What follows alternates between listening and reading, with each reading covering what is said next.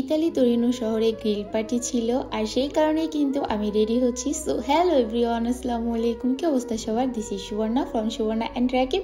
যেহেতু রবিবার ছিল তার জন্য সকালে ঘুম থেকে অনেকটা লেট করে উঠেছি আর তারপর ব্রেকফাস্ট করে রেডি হয়ে দেন এখানে চলে আসছি। আর ওয়েদারটা এত বেশি সুন্দর ছিল, যেদিকে তাকাচ্ছি সেদিকেই আমার ভালো লাগছে। আর এই গ্রিল পার্টির ব্যানারটা কিন্তু আমার হাজবেন্ড করেছে, কেমন হয়েছে অবশ্যই কমেন্ট করে জানাবে। আর এখানে আসার পরে আমি তো পুরো অবাক, কারণ অনেক অনেক বাঙালি ভাইয়ারা ছিল। যদিও ওই রকম কারোর সাথে আমার বেশি পরিচয় নাই, তারপরেও কিন্তু অনেক ভালো লাগে, কারণ হচ্ছে নিজের দেশের লোক বলে কথা।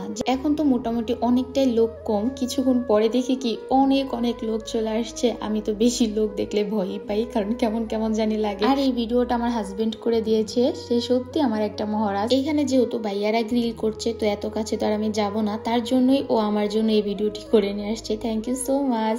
এই তো আমাদের দুজনের জন্য কোক নিয়ে আসছে, আর এখানে কোক, পানি, দেন হচ্ছে তরমুজ, গ্রিল, সবকিছুই, রুটি আনলিমিটেড ছিল, যার যত ইচ্ছে তত খেতে পারবে। এই বিষয়টা অনেক বেশি ভালো লেগেছে। আর আসার পরে বুদ্ধি করে তো আমি দুটো চেয়ার নিয়ে একদম বসে পড়েছি, কারণ কিছুক্ষণ পরে আমি জানি একটাও চেয়ার পাবো না। আর দাঁড়িয়ে দাঁড়িয়ে খাওয়ার আমার একদমই অভ্যাস নাই।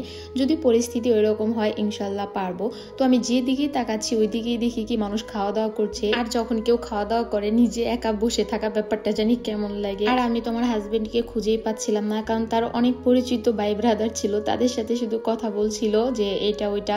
তো আমি এখানে একা একাই বসেছিলাম, ব্যাপারটা জানি আমার কাছে কেমন জানি আনইজি ফিল লাগছিল। তারপরেও কিছু করার নাই, কারণ এখানে পরিচিত আমার কেউই ছিল না। ব্যাপার না, মানিয়ে নিতে পারি আমি সবসময় সবকিছুতেই।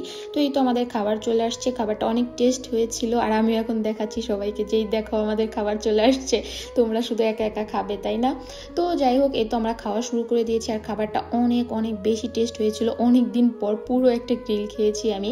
আর দেখো কি সুন্দর একটা কালার চলে আসছিল, তাই না? অনেক ভালো লেগেছে। তো রুটি দিয়ে আমার খেতে ভালোই লাগছিল আর কি। তো আমার হাজবেন্ডও বলতেছিল যে না সত্যি অনেক টেস্ট হয়েছে। আর চারপাশের মানে ভিউটা কি বলবো, অনেক সুন্দর ছিল, কিন্তু একদম সবুজে ঘেরা, তার ভিতরে আমাদের দেশের এতগুলো মানুষ একসাথে, ব্যাপারটা সত্যি অনেক অসাধারণ, তাই না? এই যে দেখো কিছুক্ষণ পরে কত লোক চলে আসছে, আমি তো পুরোই অবাক। একদম লাস্টে আমি পরে দাঁড়িয়েছিলাম আর সবাইকে দেখছিলাম। সবাই কেউ মানে খাওয়া দাওয়া করে চলে যাচ্ছে, যার যার কাজ আছে, কেউ এখানে থেকে যাচ্ছে। তো যখন দেখেছি যে না অনেক লোক আবারও আসতেছে বা এখানে অনেক ভিড় জমে গিয়েছে, তো আমি ভাবলাম যে না এখান থেকে এখন আমাদের বের হয়ে যাওয়াটা উচিত। খাওয়া দাওয়া করে মোটামুটি অনেক টাইম ছিলাম, তারপর আমাদের একজন পরিচিত আসে, তার সাথে অনেক টাইম কথা বলেছিলাম।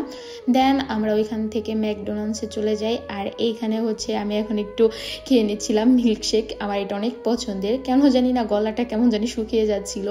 তারপরে ওইখান থেকে এই ভিউটা আমার চোখে পড়ে, কি বলবো, এত এত বেশি সুন্দর ছিল। আমার তো মনে হচ্ছিল আমি নেমে যাই, কিন্তু এর আগে আমি এখানে কিন্তু নেমেছিলাম, এবার আর নামা হয় নাই, কেন জানি সময়ই পাইনি। এই ভিউটা আমার অনেক বেশি ভালো লাগে। আর এখানে একদম আমার ছোট কালের কথা মনে পড়ে যাচ্ছিল। দেখো কত মজা করছে সবাই, তাই না? আমার অনেক ভালো লাগছিল এখানে দাঁড়িয়ে দাঁড়িয়ে তাদের খেলা দেখছিলাম।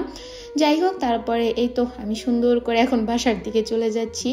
তো সবাই অনেক বেশি ভালো থাকবে। আর আমাদের ব্লগটি কেমন লাগলো অবশ্যই কমেন্ট করে জানাবে। Thank you for watching.